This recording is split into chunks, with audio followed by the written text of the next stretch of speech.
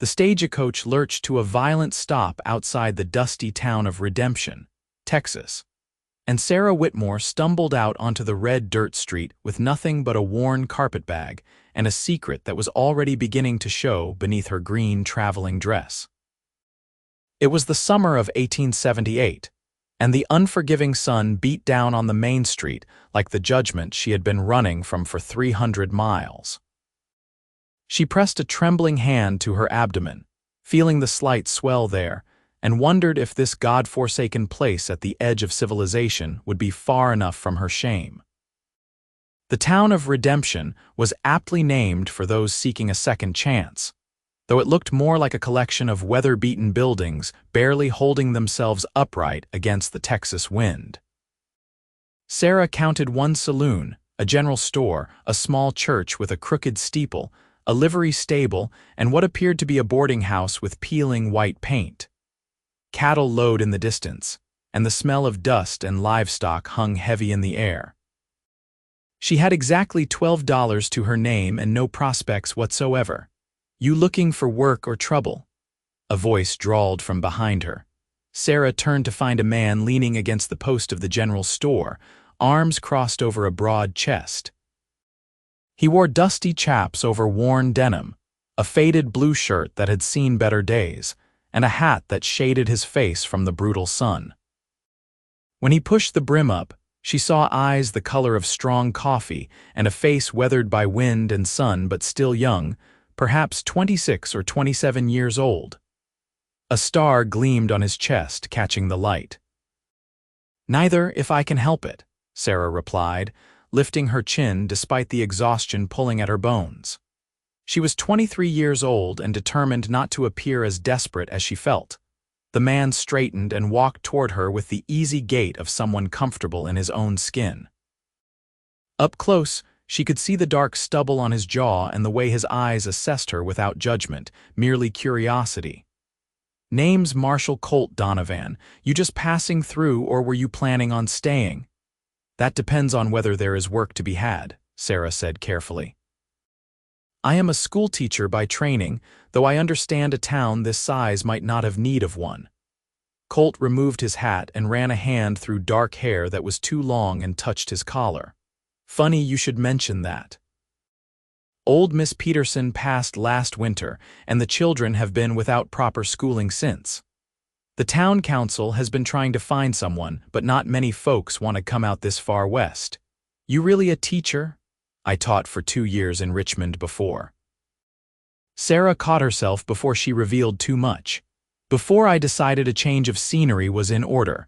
Something flickered across Colt's face, understanding perhaps, but he did not press. "Well then, Miss Whitmore, Sarah Whitmore." "Miss Whitmore, I think you might have just found yourself employment. Pay would not be much, maybe $30 a month plus room and board, but it's honest work." He gestured down the street. "Mrs. Henderson runs the boarding house. She's got a room that comes with the teaching position." "Let me walk you over and make introductions." Sarah felt a rush of relief so powerful it nearly brought tears to her eyes. $30 a month was more than she had dared hope for, and room and board meant she would not be sleeping in a stable or worse. She nodded, not trusting her voice, and fell into step beside the marshal as he led her down the wooden sidewalk. Colt Donovan carried her carpetbag without being asked, and Sarah found herself studying him from the corner of her eye. He walked with the confidence of a man who knew exactly who he was and what he stood for. She had known men like him before, good men who believed in honor and duty and all those things that seemed in short supply where she came from. It made her secret feel heavier, a stone in her chest that grew with each step. "How long have you been marshal here?" she asked, more to fill the silence than from genuine curiosity. "About 3 years now. Came out from Kansas after the war ended. My father fought for the Union, died at Gettysburg when I was 16. After that, there was not much keeping me back east." His voice was matter-of-fact, stating history without asking for sympathy. "Redemption needed someone to keep the peace, and I needed somewhere to belong. Worked out well enough. Do you have much trouble? With outlaws, I mean?" Sarah glanced around the quiet street, trying to imagine violence in this sleepy town. Cattle rustlers now and again, occasional drunk who gets too rowdy at the saloon.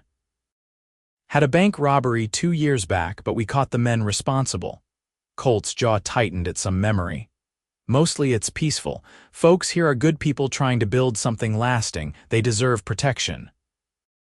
They reached the boarding house, and Colt opened the door for her, calling out for Mrs. Henderson. The woman who emerged from the back was round and motherly, with gray hair pinned in a neat bun and flour dusting her apron. Her face lit up when Colt explained about Sarah's qualifications. "Oh, what a blessing!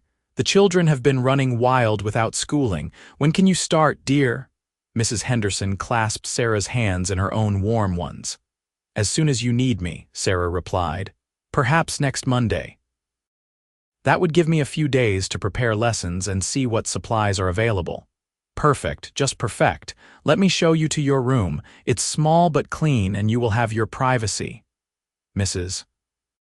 Henderson led Sarah up a narrow staircase to the second floor, chattering about the town and its residents the entire way. Colt followed with the carpetbag, setting it down just inside the doorway of a modest room that contained a bed, a washstand, a small desk, and a window overlooking the street.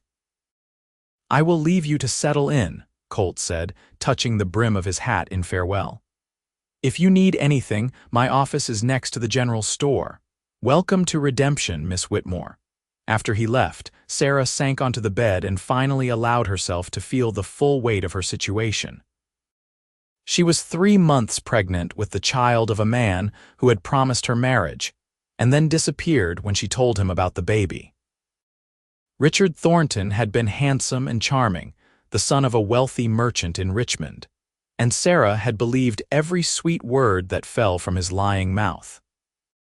When she had told him she was carrying his child, he had looked at her with cold eyes and said he was already engaged to someone more suitable, someone whose father could advance his business interests.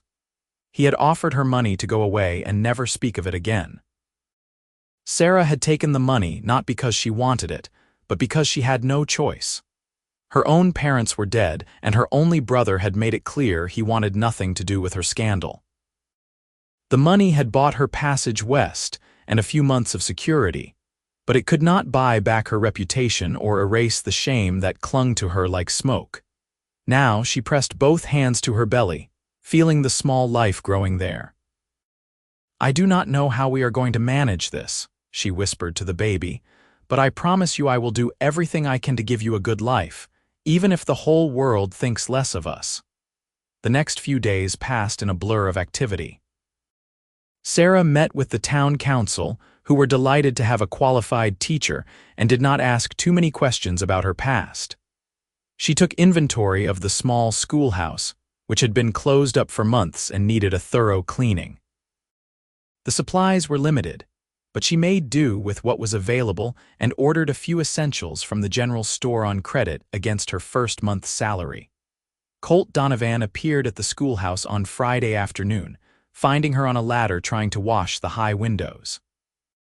"Miss Whitmore, that does not look safe," he called out, striding across the room to steady the ladder. Sarah looked down at him, brush in hand and soapy water dripping on her apron. "I assure you I am perfectly capable of cleaning windows, Marshall. Never said you were not capable." "Said it did not look safe, which is different." He held the ladder firmly. "You finish up there, and I will help you move those desks back into place." She wanted to argue, to insist she did not need help, but the truth was her energy had been flagging all afternoon. The pregnancy sapped her strength in ways she had not anticipated, and she still had so much to do before Monday. "Thank you," she said quietly. "I appreciate it." They worked in companionable silence for the next hour, cleaning and arranging the schoolhouse until it looked welcoming again. Colt proved to be handy with repairs, fixing a broken desk leg and rehinging the door that had been sticking. Sarah found herself watching him work, admiring the easy strength in his movements and the concentration on his face as he made sure everything was just right.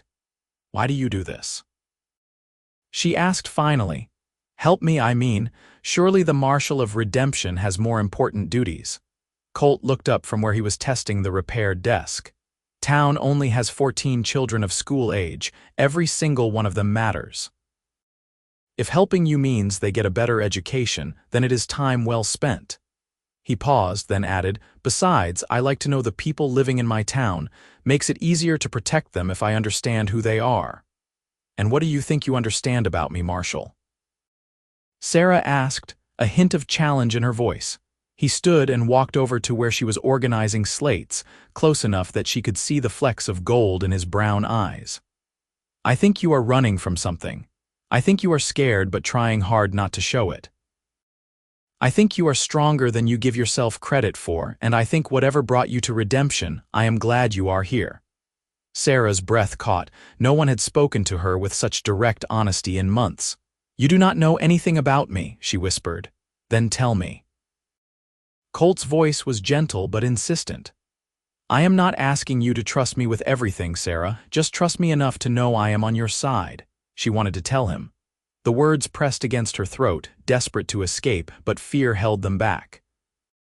Fear of judgment, fear of losing this job before she even started, fear of seeing kindness turn to disgust in his eyes.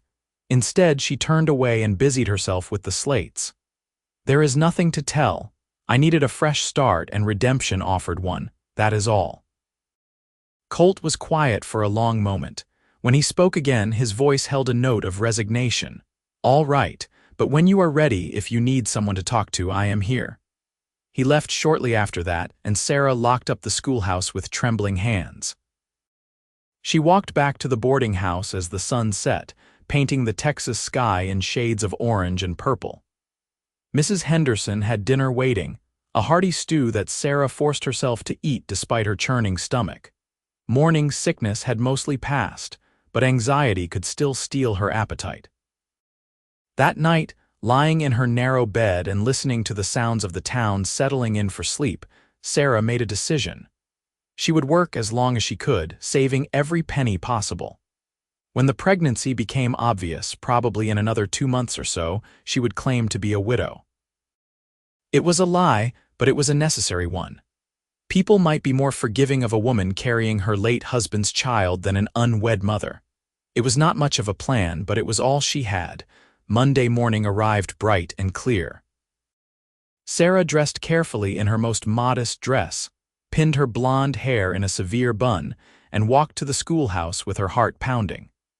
14 children ranging from ages 6 to 15 waited with their parents, all watching her with curious eyes. Sarah smiled and introduced herself, then invited the children inside while their parents lingered to assess this stranger who would be teaching their young ones. Colt appeared among the parents, and Sarah realized with surprise that he had come to lend his silent support. He caught her eye and gave a small nod of encouragement before heading back to his office. That simple gesture steadied her nerves more than he could know. The morning went better than expected. The children were eager to learn despite their months without formal schooling. Sarah sorted them by skill level rather than age, which earned her some grateful looks from the older students who had been dreading sitting through lessons too simple for them. She taught reading and arithmetic, geography and history, weaving in stories to keep their attention and asking questions to make sure they understood. By noon, when she dismissed them for lunch, Sarah was exhausted but satisfied. Several children lingered to thank her and ask questions about tomorrow's lessons. The youngest, a gap-toothed 6-year-old named Emma, threw her arms around Sarah's waist in an impulsive hug before running off to join her mother. Sarah pressed a hand to her heart, feeling it swell. This was why she had become a teacher. These children, their bright minds and boundless potential, made all the struggle worthwhile. Looks like you survived your first morning. Colt leaned against the door frame, arms crossed and a smile playing at the corners of his mouth. Did you doubt I would? Sarah asked, gathering papers from her desk. Not for a second. He pushed off the door frame and approached her desk. I was wondering if you might like some company for lunch. There is a spot by the creek just outside town. It is cooler there and Mrs. Henderson packed me more food than one person needs. Sarah should have said no. She should have maintained proper distance and not allowed herself to grow close to anyone in Redemption, especially not the handsome marshal with kind eyes who seemed determined to befriend her. But the schoolhouse was stuffy from the morning heat, and the thought of cool water and pleasant company was too tempting to resist. "I would like that," she said. They walked together through town and down a dusty path that led to a creek lined with cottonwood trees. The sound of flowing water was soothing, and the shade provided blessed relief from the sun.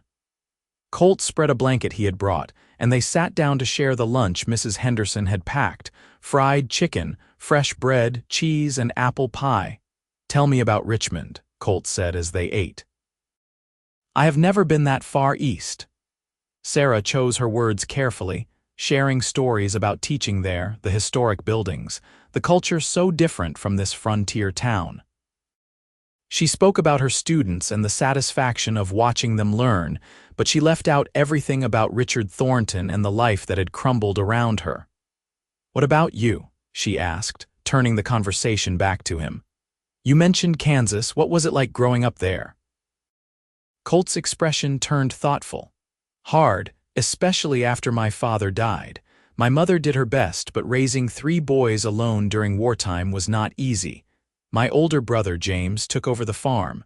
My younger brother, Thomas, became a doctor. I was the middle child, never quite fitting into either of their paths." "So you became a lawman." "So I became a lawman," he agreed. "It suited me. I am good at reading people, at keeping calm in dangerous situations, and I believe in justice, in protecting those who cannot protect themselves." He looked at her intently. "That is why I do this job, Sarah, not for glory or power, but because somebody has to stand between good people and those who would harm them." Sarah felt something shift in her chest, a warming she had not expected. Colt Donovan was exactly the kind of man she had always hoped to find: honorable, strong, capable of gentleness. The irony that she had found him now, when she was carrying another man's child and living a lie, was almost unbearable. "You are a good man," she said softly. "I try to be." He reached over and brushed a stray strand of hair from her face, the gesture so tender it made her eyes sting. "You work too hard, you know. I watched you scrubbing that schoolhouse for days, preparing everything perfectly. You do not have to prove anything to anyone." "Yes, I do," Sarah replied before she could stop herself. "I have to prove I am worth the chance you all took on me. I have to prove I can do this job and do it well. You already have. Those children adore you after one morning. Their parents are singing your praises all over town." Colt withdrew his hand, but his gaze remained warm. "Give yourself some credit, Sarah Whitmore." They finished lunch talking about books they had read and places they wanted to see. Colt admitted he had always dreamed of visiting California, seeing the ocean. Sarah confessed she loved poetry, especially Wordsworth and Keats. The conversation flowed easily, naturally, and by the time they walked back to town, Sarah felt lighter than she had in months. But that night, alone in her room, reality crashed back down. She was falling for Colt Donovan, and it was the worst possible thing she could do. He deserved honesty, a woman who could give him a fresh start without complications. She was the opposite of that, a woman with a shameful secret and a baby on the way.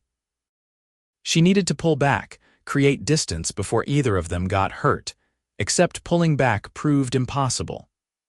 Colt had a way of showing up at the schoolhouse with repairs that needed doing or offering to walk her home when evening fell. He brought her books from his personal collection, lending her volumes of Mark Twain and Bret Harte. He told her stories about Redemption's residents, helping her understand the community she now served. Sarah tried to keep things professional, friendly but distant, but her heart had other ideas. She caught herself watching for him during the day, feeling disappointed when he was busy with marshal duties and could not stop by. She treasured their conversations, the way he listened to her thoughts as if they truly mattered. She had never felt so seen, so valued by any man before. 6 weeks after her arrival in Redemption, on a warm September evening, everything changed. Sarah had stayed late at the schoolhouse, preparing lessons for the next week. She was just gathering her things when she heard raised voices outside. Moving to the window, she saw two rough-looking men on horseback confronting Colt in the street. Even from a distance, she could sense the tension, the potential for violence crackling in the air. One of the men dismounted, hand hovering near his gun. Sarah's heart leaped into her throat. She watched as Colt stood his ground, speaking in a calm voice she could not quite hear. Whatever he said seemed to diffuse the situation because the man remounted, and both riders left town at a gallop, dust rising in their wake. Sarah rushed out of the schoolhouse, not even pausing to lock the door. She ran to Colt, who was still standing in the street watching the riders disappear. "Are you all right? What did they want?" Colt turned to her, surprise flickering across his face. "I am fine. They were just cattle rustlers I arrested last year. Got out of jail and came through to remind me they have not forgotten. All talk, no action. They could have shot you." Sarah's voice shook. The realization of how quickly she could have lost him, this man who had become so important to her, hit her like a physical blow. But they did not. "Sarah, this is part of my job. There will always be men like that passing through, holding grudges." He touched her arm gently. "I am careful." "I promise."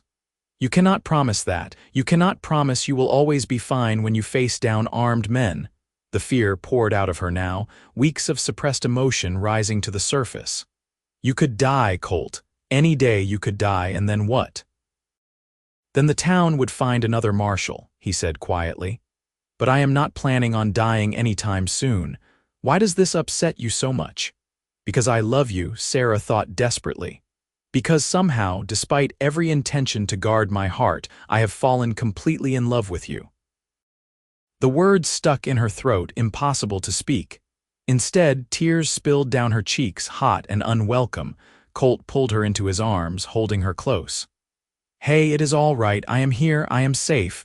Nothing bad happened." Sarah clung to him, breathing in the scent of leather and sage, feeling the solid warmth of his chest against her cheek. This was dangerous. This was everything she should not allow. But for just this moment, she let herself have it. "I was frightened," she whispered against his shirt. "I know." His hand stroked her back in soothing circles. "I am sorry I scared you." They stood like that for a long moment before Sarah finally pulled away, wiping at her eyes with shaking hands. "I apologize. That was inappropriate of me. There is nothing to apologize for." Colt cupped her face in his hands, forcing her to meet his gaze. "Sarah, I need to tell you something. I have been trying to give you time, trying to be patient, but after today I realize life is too short to waste. I have feelings for you, strong feelings. I think I started falling for you the day you stepped off that stagecoach looking scared and determined at the same time." Sarah's heart splintered. This was the moment she had been dreading, the moment she had secretly hoped for. She could not have both.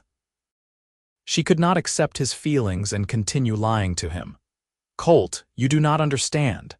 "Then help me understand. Whatever you are running from, whatever secrets you are carrying, they do not matter to me.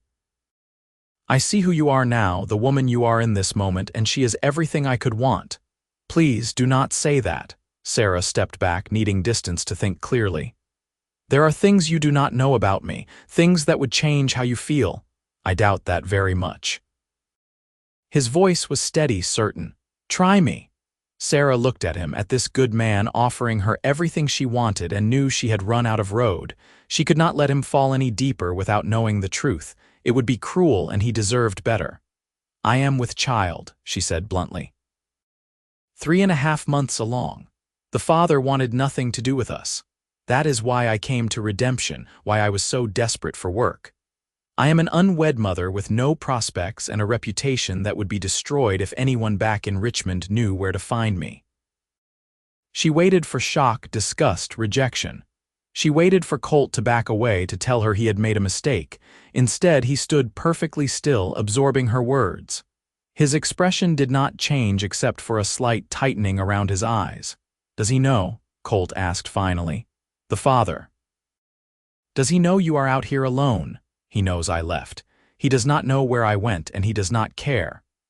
The bitterness in Sarah's voice was sharp as broken glass. He made it very clear I was a problem he had solved with money. He is engaged to someone more suitable to his station. Colt's jaw clenched. He abandoned you. Yes. Sarah wrapped her arms around herself. So now you know. I am not the respectable schoolteacher everyone thinks I am. I am a fallen woman carrying a bastard child, and once people figure it out, I will lose everything again.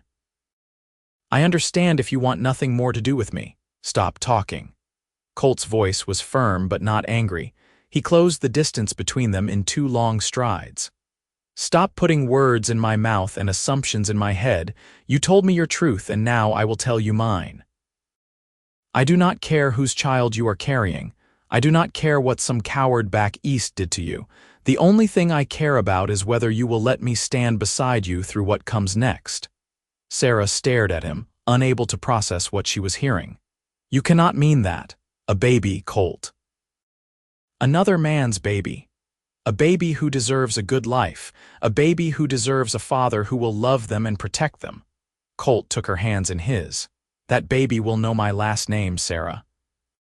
If you will have me, if you will give me a chance to prove I mean every word I am saying, that child will be mine in every way that matters. The words broke something open inside Sarah's chest.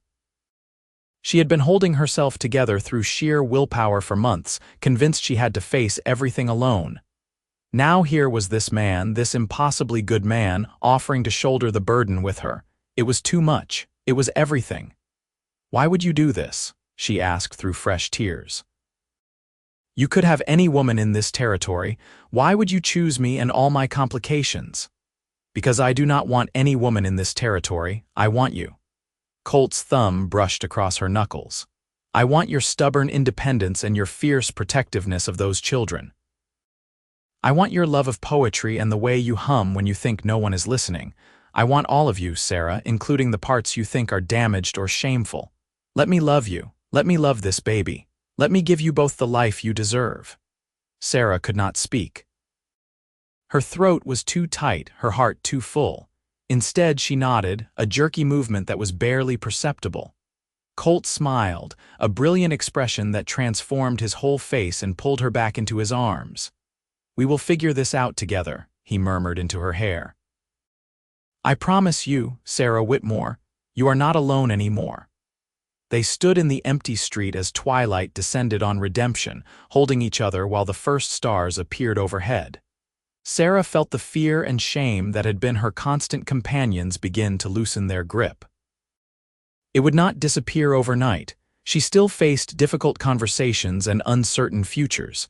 But with Colt beside her, the burden felt lighter, the path ahead less impossible. What do we do now? She asked finally. Now I walk you home. Tomorrow we start planning our future. Colt pulled back just enough to look at her face.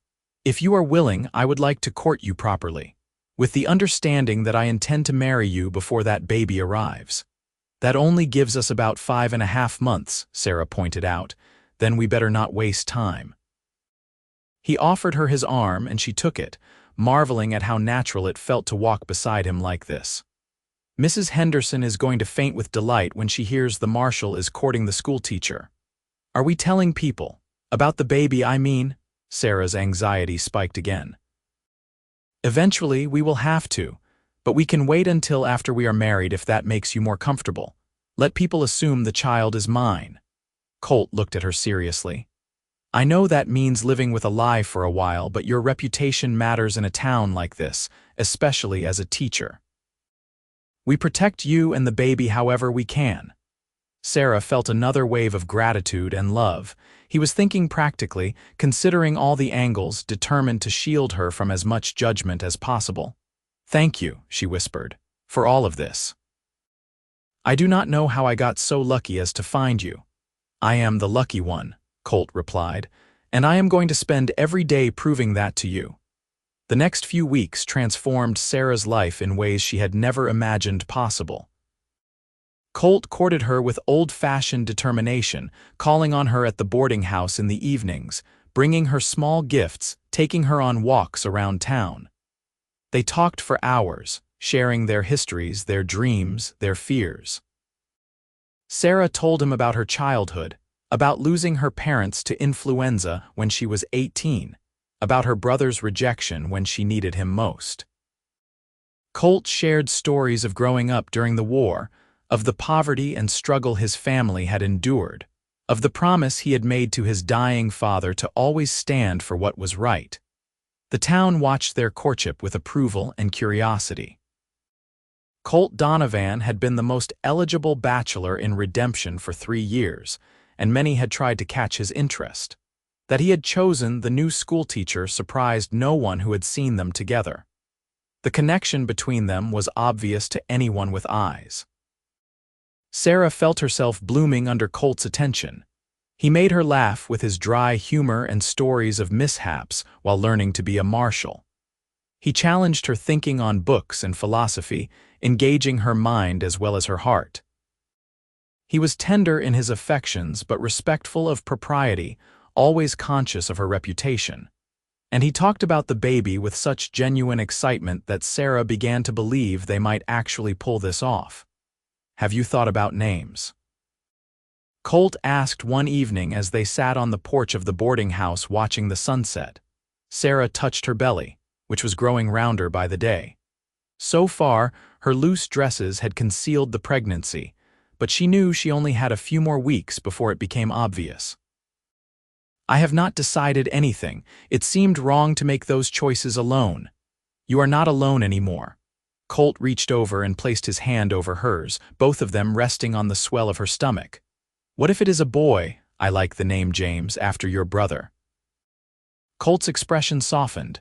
He would be honored, and if it is a girl, Rose perhaps, or Elizabeth? Sarah looked at him. "What do you think?" "I think any name you choose will be perfect." He laced their fingers together. "Sarah, I have been thinking. I do not want to wait until spring to marry you. I know that was the plan, to give us time for a proper engagement, but I want you as my wife now. I want that baby born with my name legally, not just in spirit." Sarah's pulse quickened. "Are you certain?" "People might talk, especially when the baby arrives early." "Let them talk. I am the marshal and you are the schoolteacher. We are both respected in this community. If we present a united front, most folks will accept what we tell them." Colt turned to face her fully. "I am asking you to marry me, Sarah Whitmore, not next spring, not in some distant future. Next week, if you are willing, will you be my wife?" She should have been frightened by the speed of it all. They had known each other less than 3 months. But Sarah had learned the hard way that time meant nothing when it came to the heart. She had known Richard Thornton for over a year and completely misjudged his character. She had known Colt Donovan for 10 weeks and trusted him more than anyone else in her life. "Yes," she said simply. "I will marry you." Colt's grin was brilliant. He leaned forward and kissed her, the first real kiss they had shared. It was gentle and sweet, full of promise and hope. Sarah melted into it, letting herself feel joy without qualification for the first time in months. They were married the following Saturday in the small church with the crooked steeple. Mrs. Henderson stood up as Sarah's witness, crying happy tears throughout the ceremony. The deputy marshal, a weathered man named Bill Crawford, served as Colt's best man. The preacher, Reverend Matthews, performed the ceremony with grave dignity, speaking about love and commitment and the sanctity of marriage. Sarah wore a simple blue dress that Mrs. Henderson had helped her alter to accommodate her growing belly. She carried wildflowers that Colt had picked that morning. When he slipped the gold band onto her finger, his hand was steady, his voice firm as he recited his vows. Sarah's voice shook slightly when it was her turn, overwhelmed by the enormity of what was happening, but she spoke every word clearly. "I now pronounce you man and wife," Reverend Matthews declared. "You may kiss your bride." Colt did, with an enthusiasm that made Mrs. Henderson giggle and Bill Crawford cough to cover his laugh. When they pulled apart, Sarah was blushing, but she could not stop smiling. A small reception followed at the boarding house, with half the town showing up to congratulate the newlyweds. People brought food and small gifts, welcoming Sarah officially into the community as Mrs. Donovan. Several women pulled her aside to offer advice about marriage and homemaking. The children from school presented her with a handmade card they had all signed, through it all. Colt stayed close to her side, his hand at the small of her back, his pride evident in every glance. When an older rancher made a comment about hoping to see little Donovans running around soon, Colt just smiled and said, "God willing." That night, they went to Colt's house on the edge of town, a modest two-bedroom structure he had built himself. Sarah had seen it from the outside but never been inside. Now, as Colt carried her over the threshold in the traditional fashion, she looked around at what would be her home. The main room served as both kitchen and living area, with a stone fireplace, a sturdy table, and well-made furniture that showed Colt's skill with woodworking. A door led to the bedroom, which contained a large bed covered in a simple quilt. Another door led to what would be the nursery, currently empty but ready to be filled. "I know it is not much," Colt said, setting her down gently, "but it is solid and paid for. I can add on as we need more room. It is perfect." Sarah turned in a slow circle, taking it all in. "It is a real home, Colt, our home." He pulled her close, resting his chin on top of her head. "I am going to take care of you, Sarah, you and this baby and any others we might have down the road. That is my promise to you." Sarah tilted her face up to his. "I promise to be a good wife to you. To stand beside you, to build this life with you, to love you for as long as I draw breath." They kissed again, deeper this time, with the knowledge that they were truly married now, that this was just the beginning of their life together. When Colt scooped her up and carried her to the bedroom, Sarah went willingly, ready to start their marriage in full.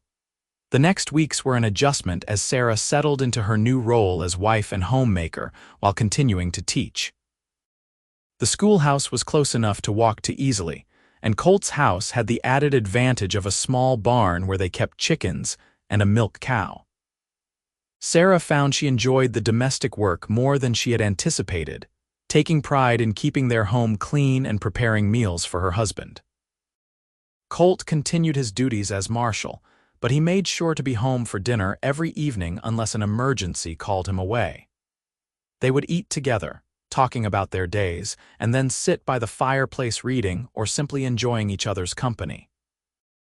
On Sunday mornings, they attended church together, sitting in the pew reserved for town officials. Reverend Matthews always smiled when he saw them, clearly pleased with the match he had sanctioned. As October gave way to November, Sarah's pregnancy became impossible to hide. Her dresses no longer concealed the pronounced swell of her belly, and she moved with the careful gait of a woman carrying precious cargo. She prepared to give up teaching for her confinement, as was expected, but the school board surprised her by saying she could continue as long as she felt able. "The children need you," the board chairman said simply. "And you clearly know what you are doing. We see no reason to replace you just because you are expecting." Sarah was touched by their pragmatism and continued teaching through November and into December. The children were fascinated by her changing shape, the younger ones asking innocent questions about when the baby would arrive. Sarah answered honestly but carefully, always conscious of maintaining appropriate boundaries. One cold December evening, when Sarah was nearly 6 months along, she came home from school to find Colt in the nursery, putting together a wooden cradle he had been building in secret. "You made this?" Sarah asked, running her hand over the smooth wood and intricate carvings. "Figured our baby deserved something special." Colt stood and wrapped his arms around her from behind, his hands resting on her belly. "How was school today?" "Good."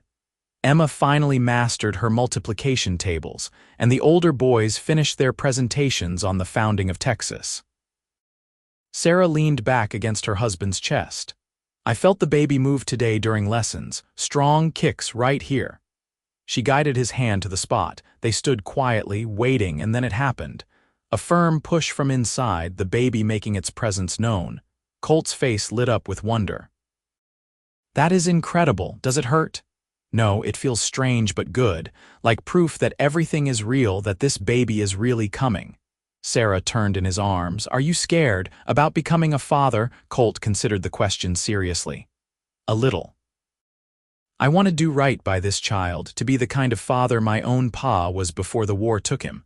But mostly I am excited. I cannot wait to meet them, to teach them about the world, to watch them grow." "They are so lucky to have you," Sarah whispered. "I wish." She trailed off, not finishing the thought. "What do you wish?" "I wish you were the biological father, not because I do not think you will be a wonderful father regardless, but because you deserve that. You deserve a child who is yours from the very beginning." Colt cupped her face in his hands. "This child is mine from the beginning, Sarah. From the moment you told me about them and I chose to be their father, they became mine. Blood does not make a family, love does, choice does. And I choose this baby, I choose you. Every single day I make that choice." Sarah kissed him, pouring all her love and gratitude into the gesture. She had been so afraid for so long, convinced her mistakes had ruined any chance at happiness. But here she was, married to a good man, about to become a mother, living in a community that had embraced her. It was more than she had dared hope for. Christmas arrived with a light dusting of snow, rare for Texas but magical nonetheless. Sarah and Colt decorated their home with pine boughs and candles. They exchanged simple gifts, practical items they needed for the house and baby. But the greatest gift was simply being together, building traditions that would last a lifetime. On Christmas evening, they attended a community gathering at the church. Sarah played the piano while everyone sang carols, and Colt stood beside her, his hand on her shoulder, his voice joining the chorus. Looking around at the faces of their neighbors and friends, Sarah felt a profound sense of belonging. That night, as they lay in bed with Colt's hand resting protectively on her belly, Sarah finally allowed herself to believe that everything might actually work out. The baby kicked lazily, as if agreeing with her thoughts. "I love you," she told Colt in the darkness. "I love you too," he replied. "Both of you?" January arrived with bitter cold and biting wind that rattled the windows of their small house. Sarah was 7 months pregnant now, moving slowly and tiring easily. She had finally agreed to take a break from teaching, knowing she needed to conserve her energy for the birth ahead. A temporary replacement had been found, a young man from a neighboring town who would hold things together until Sarah could return. Colt became even more protective as her due date approached. He insisted she rest frequently and take no chances with her health or the baby's. He brought home supplies from town so she would not have to venture out in the cold. He cooked meals when she was too tired and rubbed her aching feet in the evenings without being asked. "You are fussing over me like a mother hen," Sarah teased one evening. "I am taking care of my wife," Colt corrected. "There is a difference." In mid-February, when Sarah was 8.5 months pregnant, trouble arrived in Redemption. 3 men rode into town late one afternoon, rough characters with hard eyes and weapons prominently displayed. Colt was at home having dinner with Sarah when Bill Crawford came running with the news that the strangers were causing problems at the saloon. "Stay here," Colt told Sarah, strapping on his gun belt. "Lock the door after me." "Be careful," Sarah said, fear clutching at her heart. She had learned to accept that danger was part of Colt's job, but she never got used to watching him walk toward it. He kissed her quickly and left. Sarah locked the door as instructed and paced the small house, one hand pressed to her aching back. The baby was sitting low now, and every movement was uncomfortable. But discomfort was the least of her concerns as minutes stretched into an hour with no word. Finally, she heard footsteps on the porch and Colt's voice calling her name. Sarah unlocked the door to find her husband unharmed but grim-faced. Behind him, Bill Crawford helped walk a limping saloon owner who had taken a blow to the leg. "What happened?" Sarah asked, helping Colt guide the injured man to a chair. "They started a fight, broke some furniture." When Tom here tried to stop them, one of the men hit him with a chair leg. Colt's jaw was tight with anger.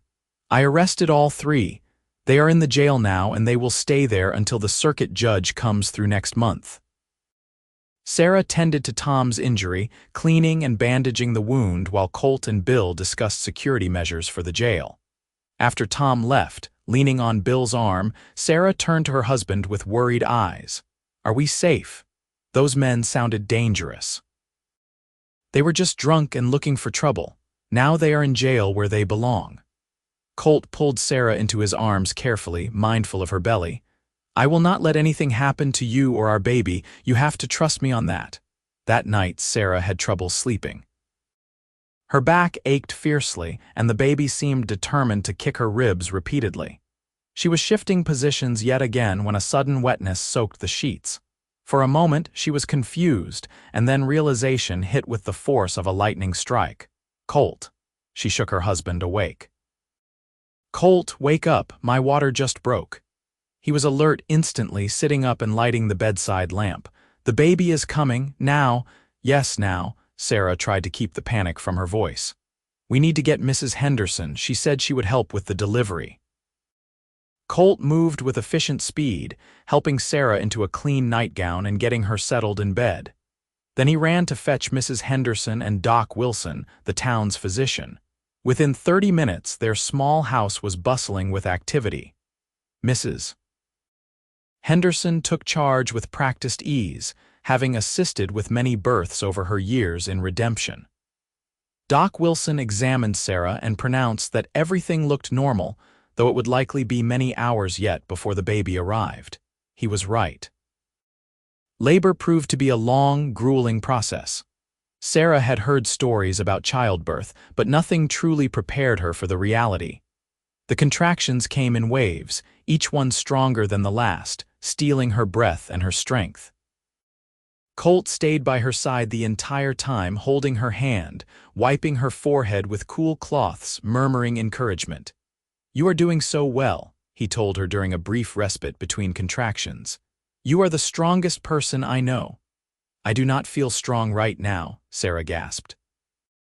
"I feel like I am being torn apart. The baby will be here soon, just hold on a little longer." Hours blurred together. Night gave way to dawn, and still the baby did not come. Sarah was exhausted beyond measure, her body pushed to its absolute limits. Mrs. Henderson and Doc Wilson exchanged concerned glances but said nothing to alarm her. Finally, as morning light streamed through the bedroom window, Doc Wilson said, "All right, Sarah, with the next contraction, I need you to push with everything you have got." Sarah bore down, gripping Colt's hand so hard she thought she might break his fingers. He did not complain, just held on tight and told her how proud he was, how amazed he was by her strength. She pushed again and again until finally, blessedly, she felt the baby slip free. A lusty cry filled the room. Doc Wilson held up a squirming, red-faced infant. "It is a boy," he announced with a smile. "A big, healthy boy." Sarah collapsed back against the pillows, tears streaming down her face. Mrs. Henderson quickly cleaned the baby and wrapped him in a soft blanket before placing him in Sarah's arms. She looked down at her son, this tiny person she had carried for 9 months, and felt her heart expand impossibly. "Hello, little one," she whispered. "I am your mama." The baby stopped crying and seemed to focus on her face. He had dark hair and blue eyes that would likely change color. His fingers were impossibly tiny, curling around Sarah's thumb when she offered it. He was perfect. "Can I?" Colt asked softly, and Sarah realized he had been hanging back, giving her this first moment with her son. "Of course." Sarah carefully transferred the baby to Colt's arms. "Meet your papa." Colt held the infant with surprising confidence for a first-time father. He studied the baby's face intently, as if memorizing every detail. "Hello, son," he said quietly. "I am your father, and I promise I am going to spend every day of my life making sure you know you are loved and wanted. You are mine, do you understand? You are my boy." Sarah saw tears on Colt's cheeks, and her own started flowing again. This moment, watching her husband claim her son as his own, was more beautiful than anything she could have imagined. "What are we going to name him?" Mrs. Henderson asked gently. Sarah and Colt looked at each other. They had discussed names but never quite decided. Now, holding their son, Sarah knew exactly what his name should be. "Thomas," she said, "after your brother. Thomas James Donovan." Colt's face broke into a brilliant smile. Tommy, perfect. Doc Wilson finished checking both mother and baby, pronouncing them healthy despite the difficult labor. You should rest now, he told Sarah. That was hard work, bringing that big boy into the world. Sleep while you can, because once he gets hungry, you will be busy. Mrs. Henderson promised to return later with food and help, and both she and the doctor slipped out quietly. Colt carefully placed Tommy in the cradle he had made, tucking the blanket around the sleeping infant. Then he returned to the bed and lay down beside Sarah, pulling her gently into his arms. You did it, he murmured. You brought our son into this world. Our son, Sarah repeated, loving the sound of those words. Colt, are you sure about all of this? It is not too late to change your mind. Sarah Donovan, if you think for 1 second I am going to change my mind about that baby, you are out of your head from exhaustion. Colt's voice was firm but loving. Tommy is mine. He has my last name, and he is going to have my love and protection for as long as I live. There is no changing my mind. There is only moving forward as a family. Sarah turned in his arms to face him. How did I get so lucky? After everything that happened, after all my mistakes, how did I end up here with you? You came to redemption, Colt said simply. And I was smart enough to recognize a gift when one appeared in front of me. We were lucky to find each other, Sarah, both of us. They lay together, listening to their son's soft breathing from the cradle.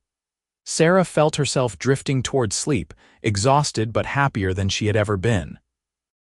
Just before she surrendered to unconsciousness, she whispered, I love you, Colt Donovan. I love you too, he replied. Forever and always. The next weeks were a blur of sleepless nights and endless diaper changes. Tommy was a healthy baby with a healthy appetite, and he made his needs known with powerful lungs. Colt proved to be a natural father, walking the floor with a crying infant at 3 in the morning without complaint, learning to change diapers with impressive speed, and rocking Tommy to sleep with lullabies he claimed not to know where he learned. The town of Redemption welcomed baby Thomas with gifts and well wishes. The women organized themselves into a rotation, bringing meals and offering to watch Tommy so Sarah could rest. The men congratulated Colt on his new fatherhood, teasing him about sleepless nights while secretly admiring how devoted he was to his family. That baby is lucky to have you as his pa, Bill Crawford told Colt one day outside the marshal's office. Not every man would step up like you did. Colt just shrugged. Any man worth his salt would do the same. Tommy is my son. That is all there is to it. But it was not all there was to it, and both men knew it. What Colt had done, accepting another man's child as his own without hesitation, was remarkable. It spoke to his character, to his capacity for love, to his understanding of what truly made a family. As winter gave way to spring, life settled into a comfortable routine. Sarah gradually regained her strength and began talking about returning to teaching in the fall. Tommy grew rapidly, becoming more alert and responsive with each passing week. Colt balanced his duties as marshal with his responsibilities as a father, somehow managing to be present for all the important moments. One warm April evening, when Tommy was 6 weeks old, Sarah and Colt sat on their porch watching the sunset. Tommy nursed contentedly in Sarah's arms, and Colt had his arm around his wife's shoulders. I have been thinking, Sarah said quietly, about Richard Thornton. Colt tensed slightly but kept his voice neutral. What about him? I forgive him. Sarah looked up at her husband. I spent so many months hating him for what he did, for abandoning us, but if he had not, I would never have come to redemption. I would never have met you. Tommy would never know what it is like to have a real father who loves him unconditionally, so I forgive Richard because his cruelty led me to you. Colt pressed a kiss to her temple. That is very generous of you. It is not generosity, it is gratitude. I am grateful for the life we have built, Colt. I do not want any bitterness poisoning it. I want to move forward with just love and joy and hope for the future. Then that is what we will do. Colt looked down at Tommy, who had finished nursing and was staring up at them with unfocused baby eyes. What do you think, son? Are you ready for a future full of love and joy?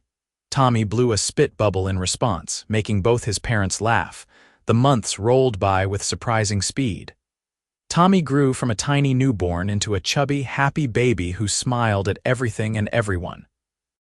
He reached his milestones right on schedule, rolling over at 4 months, sitting up at 6 months, and babbling constantly to anyone who would listen. Sarah returned to teaching that September, bringing Tommy with her to the schoolhouse. The children adored having a baby in the room, and the older girls fought over who got to hold him during breaks. Tommy seemed to enjoy the attention, gurgling and cooing at his audience. Colt continued his work as marshal, keeping redemption safe and peaceful. There were occasional incidents, drunken cowboys or petty theft, but nothing major. The town was growing steadily, new families arriving to build their futures in this raw, beautiful land. Colt took pride in maintaining law and order, in being someone people could trust and depend on. When Tommy was 10 months old, Sarah realized she was pregnant again. This time there was no fear or shame, only joy. She told Colt one evening after putting Tommy to bed, watching his face light up with delight. "Another baby, really?" He picked her up and spun her around carefully. "When?" "Late spring, I think, April or May." Sarah laughed at his enthusiasm. "Are you happy?" "Happy does not begin to cover it. Tommy is going to be a big brother. That is amazing." Colt set her down and kissed her soundly. "How do you feel? Are you sick like last time?" "A little queasy in the mornings, but not too bad. I think I know what to expect this time." Sarah leaned into her husband's embrace. "This one is really yours, you know. Not that Tommy is not yours, but this baby will be just as loved as Tommy," Colt interrupted gently. "They are both my children, Sarah. Both mine and both equally precious." Sarah nodded, knowing he meant it. Colt had never once treated Tommy as anything other than his beloved son. There had been no difference, no holding back. He was completely and utterly Tommy's father in every way that mattered. The pregnancy progressed smoothly. Sarah continued teaching until she was too big to comfortably navigate the schoolhouse, then reluctantly handed duties over to her replacement. Tommy grew into a toddler, walking at 13 months and talking in short sentences by 16 months. He called Colt Papa and looked at him with complete adoration. In late April, when the wildflowers were blooming across the Texas plains, Sarah went into labor again. This time, the process was shorter and less frightening because she knew what to expect. Colt stayed by her side as before, and 8 hours after the first contraction, they welcomed a daughter into the world. "She is beautiful, Mrs. Henderson exclaimed, cleaning the tiny girl and wrapping her in a pink blanket. "Look at all that blonde hair." The baby looked like Sarah with delicate features and light hair. She cried lustily, announcing her arrival to the world. Colt held her with the same reverent care he had shown Tommy, marveling at her tiny perfection. "Elizabeth Rose," Sarah said. "We agreed, remember?" "Elizabeth Rose Donovan," Colt repeated, testing how it sounded. "Lizzie, hello, sweet girl, welcome to the family." Tommy was fascinated by his new sister, insisting on sitting next to Sarah while she nursed and gently patting Lizzie's head. "Baby," he said proudly, "my baby." "That is right," Sarah told him. "Your baby sister. You are going to help take care of her, right?" Tommy nodded vigorously, taking his new responsibility seriously. The Donovan family had grown to 4, and their small house felt full of love and laughter. Colt built an addition that summer, adding 2 more bedrooms so the children could each have their own space as they grew. He worked in the evenings and on weekends, determined to provide for his expanding family. Life in Redemption continued peacefully. The town thrived, adding new businesses and amenities. A railroad spur was built, connecting them to larger markets. The school expanded, and Sarah took on an assistant teacher to help manage the growing number of students. Colt was elected sheriff when the county was officially organized, a promotion that came with increased responsibility, but also more resources. Tommy grew into a smart, curious boy who loved books and exploring the land around their home. Lizzie was a sweet-natured child who adored her big brother and followed him everywhere once she learned to walk. Colt loved them both fiercely, playing with them every evening after work, teaching them about the world and showing them right from wrong through his own example. When Tommy was 4 years old, he asked a question that Sarah had been dreading. They were sitting at the dinner table and he looked at Lizzie and then at Colt with a puzzled expression. "Lizzie looks like Mama," he observed, "but I do not look like you, Papa. How come?" The room went silent. Sarah's heart hammered. She and Colt had discussed this moment many times, knowing it would eventually come, but nothing truly prepared them for the reality. Colt set down his fork and looked at his son seriously. "Come here, Tommy." The boy scrambled off his chair and went to his father. Colt lifted him onto his lap so they were eye to eye. "You are right that you do not look like me in the mirror. That is because you had a different father who helped your mama bring you into this world before I met her. But that man is not your papa. I am your papa. Do you understand the difference?" Tommy frowned, thinking hard. What is the difference? A father is the man who helps make a baby. A papa is the man who loves you and raises you and teaches you how to be a good person. I am your papa, Tommy. I have been your papa since before you were born, and I will be your papa until the day I die. You are my son. But I do not look like you, Tommy said, still confused. That does not matter even a little bit. Colt's voice was firm. Lots of children do not look like their parents. What matters is love, and I love you more than anything in this world. You are mine, Tommy Donovan. You always have been, and you always will be. Tommy studied his father's face, processing this information. Then he threw his arms around Colt's neck. I love you, Papa. I love you too, son. Colt hugged him tight, and Sarah saw tears in her husband's eyes.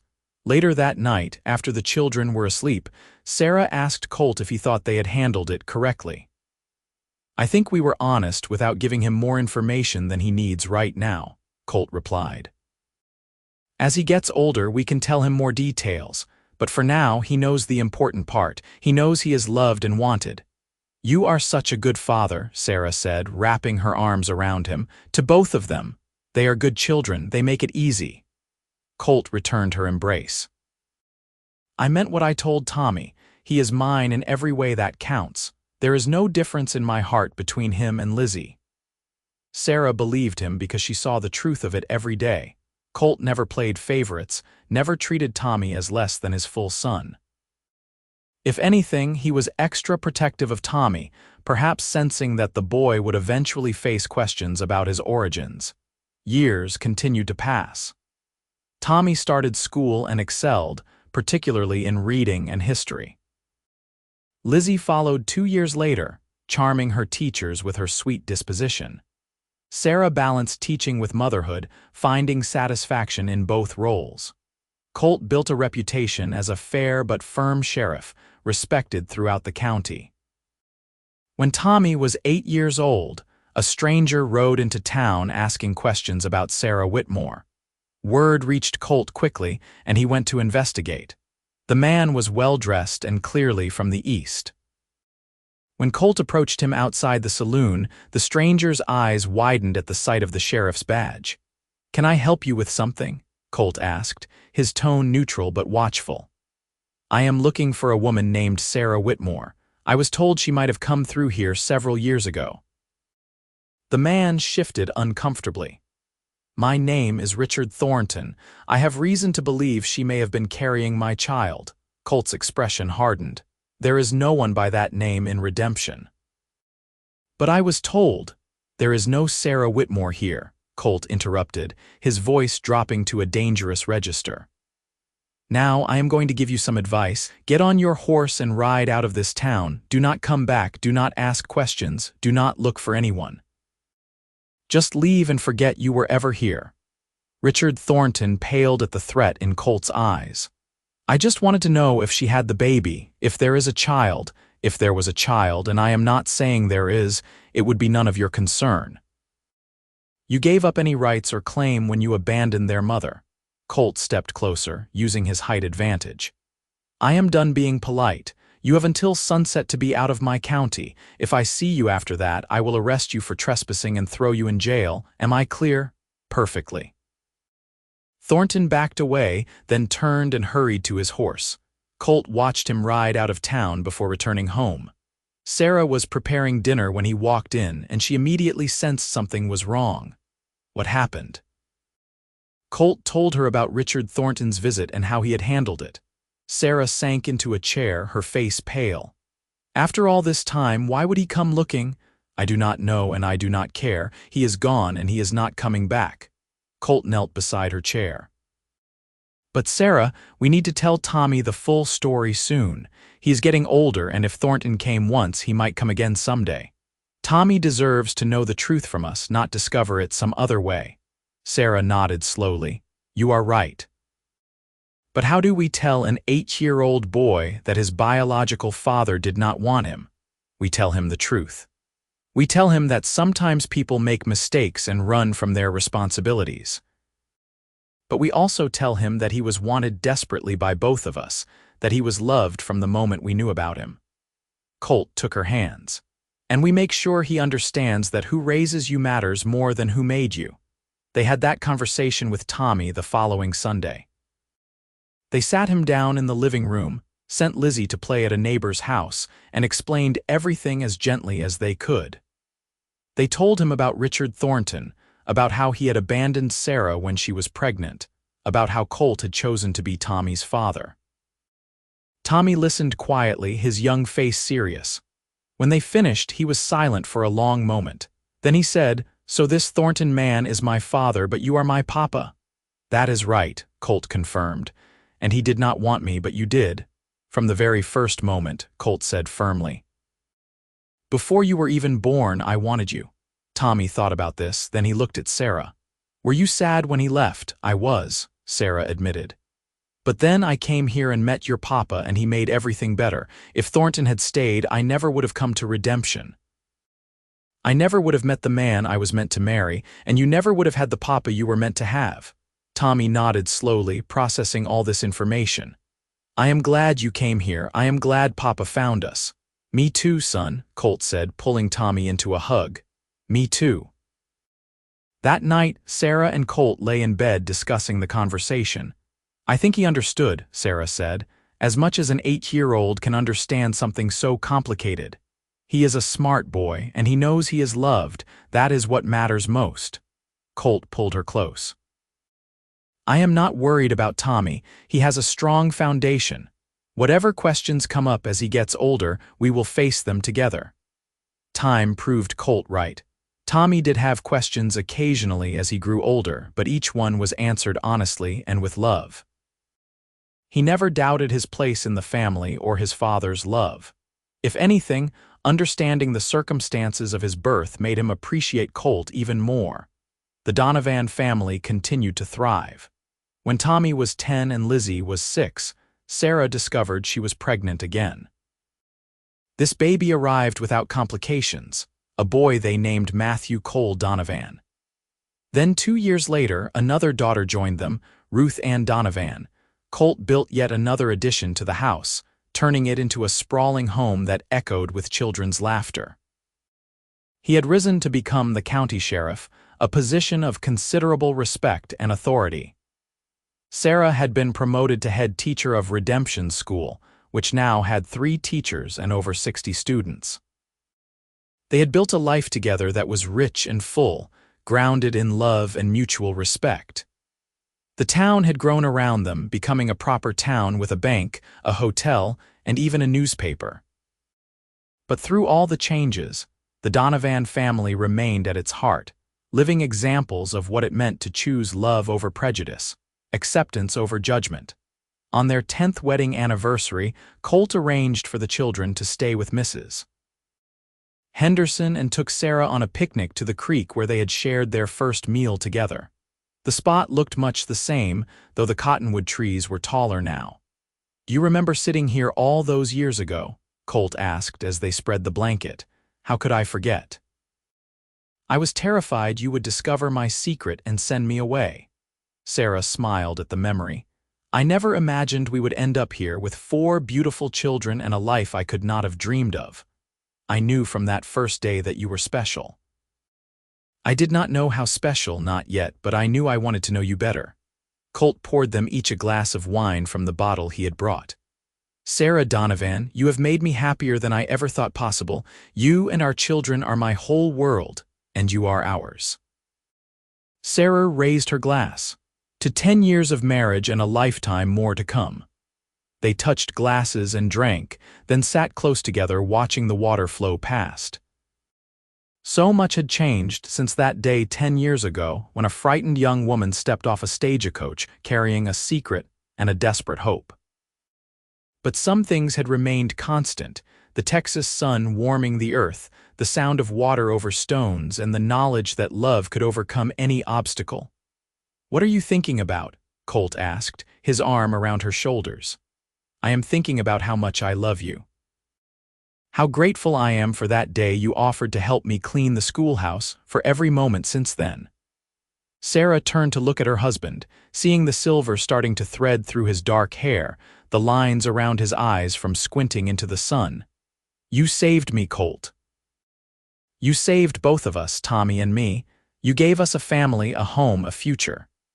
"You saved me too," Colt replied. "I was just going through the motions before you arrived, doing my job but not really living. You showed me what it meant to have something worth coming home to. You gave me purpose beyond the badge." They kissed there by the creek, the same place they had begun falling in love, and Sarah felt the certainty of their bond all the way to her bones. This was her forever, this man and the life they had built together. The years that followed were not without challenges. There were illnesses and accidents, economic downturns and personal setbacks. But through it all, Sarah and Colt faced everything as partners, their love providing strength when times were hard and magnifying joy when times were good. Tommy grew into a fine young man who studied law and eventually became a lawyer, returning to Redemption to set up his practice. He married a sweet girl from a neighboring town, and they started their own family. He always introduced Colt as his father without qualification or explanation, and the pride in his voice was unmistakable. Lizzie became a teacher like her mother, taking over Sarah's position at the school when Sarah finally retired. She had her father's sense of justice and her mother's compassion, and she poured both into educating the next generation of Redemption's children. Matthew followed Colt into law enforcement, becoming a deputy and eventually sheriff when Colt retired. He had his father's steady presence and ability to diffuse tense situations with calm authority. Ruth became a doctor, traveling to San Francisco for medical school, and then returning home to practice medicine in Redemption and the surrounding county. She was fierce and brilliant, determined to help people no matter their circumstances. Sarah and Colt watched their children grow and thrive with satisfaction and pride. They had created not just a family, but a legacy of service and love that rippled out into their community. On their 25th wedding anniversary, their children threw them a party at the town hall. It seemed like everyone in Redemption and half the county showed up to celebrate the couple who had become pillars of the community. There were speeches and toasts, laughter and tears. Tommy stood up and told the story of how Colt had chosen to be his father, how that choice had shaped his entire life for the better. There was not a dry eye in the house when he finished. That night, exhausted but happy, Sarah and Colt returned to their home. The children were all grown now, living their own lives, so the house felt large and quiet. But it was a peaceful quiet, the silence of a place well-loved and full of memories. 25 years, Sarah marveled, removing her shoes and sinking into her favorite chair. It does not seem possible. "Best 25 years of my life," Colt said, settling into the chair beside hers and taking her hand. "You ever regret it? Taking on another man's child, all the complications that came with it?" Colt turned to look at her directly. "Sarah Donovan, I have never regretted a single second. Tommy is my son. You are my wife. This family is my greatest accomplishment. If I could go back and do it all again, I would not change a thing." Not even the sleepless nights with 4 babies, Sarah teased. Not even those. Colt's smile was warm. Especially not those, because they led to all the other moments. First steps and first words, birthday parties and Christmas mornings, watching our children grow into the incredible people they are today. It was all worth it. They sat in comfortable silence, hands intertwined, reflecting on the life they had built. Outside, the Texas wind whispered through the trees, carrying the sounds of a town settling in for the night. Redemption had lived up to its name for both of them, offering second chances and new beginnings when they needed them most. As the years continued to pass, Sarah and Colt grew old together. They became grandparents many times over, delighting in the next generation of Donovans. They would sit on their porch in the evenings, watching the sun set over the land they had called home for so long, and count their blessings. Tommy's children never knew he was not Colt's biological son unless someone specifically told them, and even then, it did not matter. Colt was grandpa to all of them equally, loving and beloved. The truth of Tommy's parentage became just another part of the family story, remarkable not because it was scandalous, but because it demonstrated the power of choosing love over convention. When Colt turned 65, he finally agreed to fully retire from law enforcement. Matthew had been handling most of the sheriff's duties for years anyway, and Colt was ready to spend his days fishing, woodworking, and enjoying his grandchildren. Sarah had retired from teaching a few years earlier, and they both relished having time to simply be together. They would take long walks around Redemption, noting the changes. The town had grown considerably, becoming a proper small city with all the modern conveniences. But the heart of it remained the same. Good people trying to build good lives in a sometimes harsh, but always beautiful land. One evening, when Sarah was 70 and Colt was 72, they sat on their porch watching the sunset as was their custom. Colt had been quieter than usual all day, and Sarah finally asked what was on his mind. "I was thinking about that first day you arrived," he said. "How scared you looked, clutching that carpet bag like it was all you had in the world." "It was all I had," Sarah reminded him. "That and about $12. And a secret you were terrified to share." Colt reached for her hand. "I remember thinking you were the bravest person I had ever met, coming all this way alone, determined to build a life for yourself and your baby. I think I started falling in love with you right then. I was not brave, I was desperate." Sarah squeezed his fingers. "But you made me brave. You showed me what was possible when someone truly believed in me." "We made each other brave," Colt corrected. "That is what love does. It makes you stronger than you ever thought you could be." They watched the sun sink below the horizon, painting the sky in brilliant shades of orange and pink and purple. It was beautiful, the same view they had watched together thousands of times, but it never got old. Like their love, it was enduring and constant, a source of comfort and joy. "Do you ever wonder what would have happened if you had not been standing outside that general store the day I arrived?" Sarah asked. "Sometimes, but I was there, so it does not matter much." Colt brought her hand to his lips and kissed it gently. "We found each other, Sarah. Against all odds, in a dusty Texas town at the edge of civilization, we found exactly what we needed." "Redemption," Sarah said softly. "In every sense of the word," Colt agreed. They grew old with grace and dignity, supporting each other through the aches and pains of aging bodies. Colt's joints grew stiff and Sarah's eyesight dimmed, but their love never wavered. They had built something lasting, something that would endure long after they were gone. When Colt passed away at the age of 78, peacefully in his sleep, Sarah grieved deeply. But she also found comfort in their children and grandchildren, in the community they had served, in the knowledge that they had lived their lives fully and well. Colt was buried in the Redemption Cemetery with full honors, the entire town turning out to pay respects to the man who had kept them safe for so many years. Sarah lived another 5 years, spending her remaining time with family and friends, sharing stories about Colt and their life together. She made sure everyone knew the full story of how they met, how Colt had accepted Tommy without hesitation, how he had proclaimed that the baby would know his last name. It was a story worth telling, a testament to the power of love and choice and commitment. When Sarah passed at the age of 83, she was laid to rest beside her husband.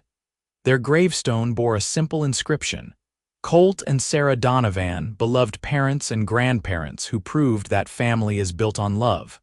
At the funeral, Tommy stood to speak about his parents. He was nearly 60 himself now, a grandfather several times over, a respected member of the community. His voice was strong as he shared memories and lessons, but it cracked with emotion when he reached his conclusion. "My father was not the man who gave me life," Tommy said. "He was the man who chose to give me his name, his love, and his guidance. He was the man who stood by my mother when she needed someone most. He was the man who showed me every single day what it means to be honorable, compassionate, and strong.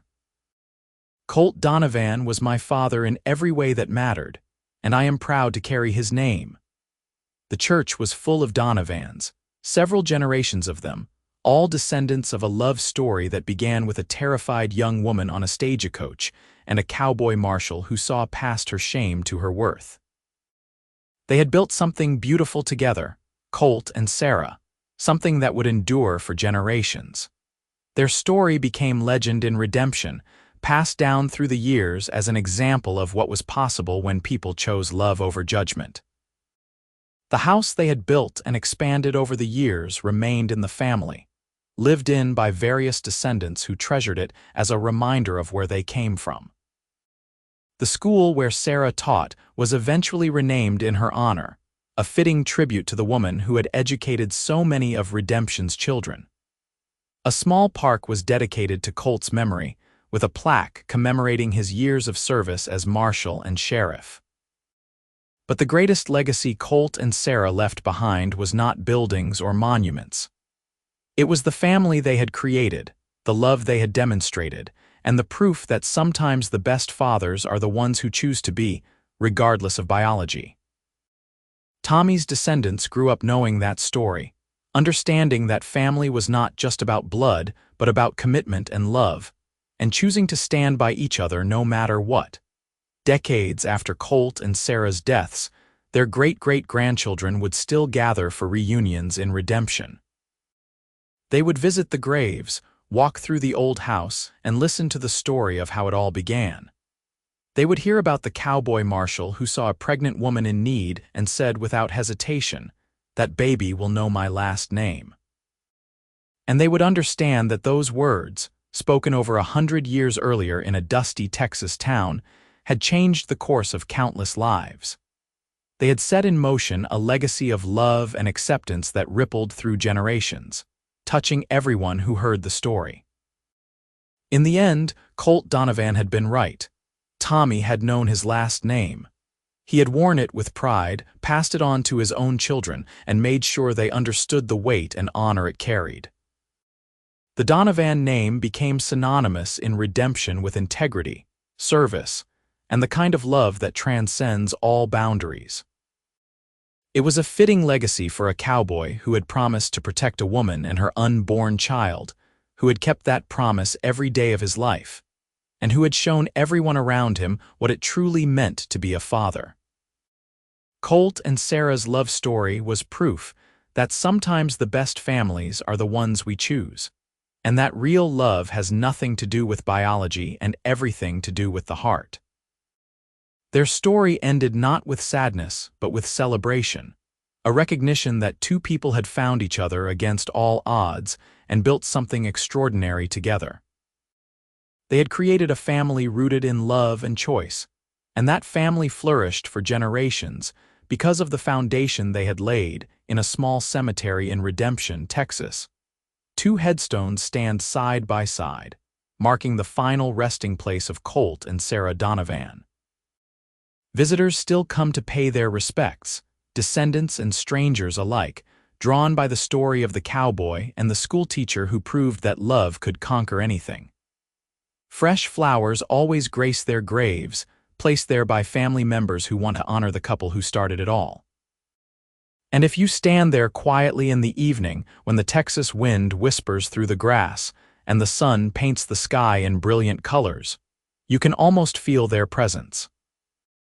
You can almost hear Colt's voice promising that the baby would know his last name, Sarah's whispered gratitude, the laughter of children playing in a home built by love. Their story lives on, as enduring as the land they called home, as lasting as the love they shared. A testament to the simple truth that family is what you make it, and love is always, always a choice.